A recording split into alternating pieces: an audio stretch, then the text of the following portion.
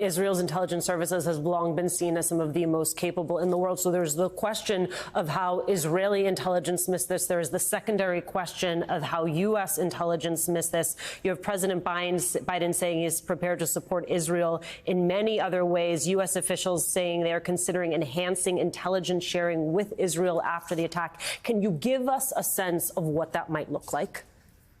Sure. So I think first we have to understand that probably nobody is better positioned to collect information on what is going on in its own neighborhood than Israel. There are some kinds of things that we're particularly good at. If there are financial transactions, we play the largest role in the international financial system. So there might be some things we could do on the supporting role, but Israel is best positioned. And the fact that they missed this is kind of shocking. Yes.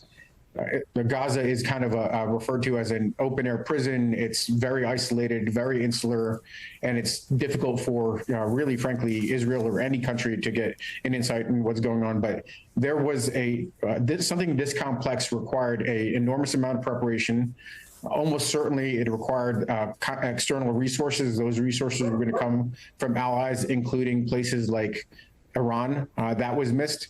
And then all of those kind of fine-tuning indicators in the days and hours before the attack that would indicate that troops are moving into position, that all this kind of communication and chatter, all of that was missed. So there is going to have to be a major diagnosis. I think part of the reason that that Israel probably missed this is that it's deeply distracted by internal divisions.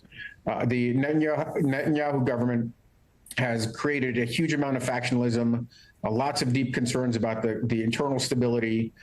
There's been a heavy focus on the West Bank and the security of the settlements. And it seems like there was an economy of resources applied to Gaza, where Hamas has been operating freely, strengthening its position. And that might point to a national failure by the political leadership to focus so heavily on the West Bank and overlook the security requirements in Gaza. That is something that Netanyahu is going to have to contend with, answer for, and may not be able to survive if that proves out to be true.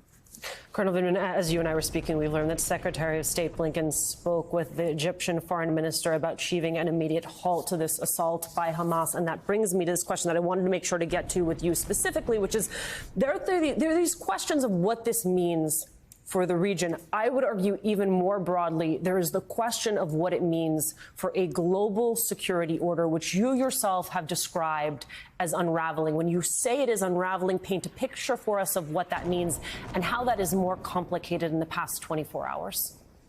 Sure. So who stands to really benefit from this? It's not the Palestinians living in Gaza. They're going to bear the immediate brunt of Israel's efforts to ferret out terrorism, ferret out Hamas.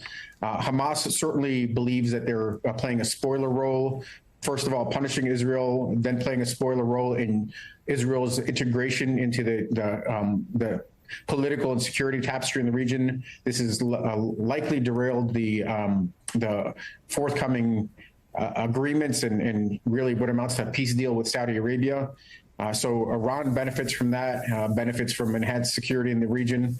Iran has positioned numerous terrorist forces in the region, and is likely to probably take the flashpoint here, a ground force invasion of Gaza, and launch other attacks on Israel, likely from Lebanon and Hezbollah, maybe even regionally, and use that to strengthen its position. Russia, in particular, an area that I focus on heavily, was probably in part aware of what was going on because of its close relationship with Iran, benefits from regional chaos.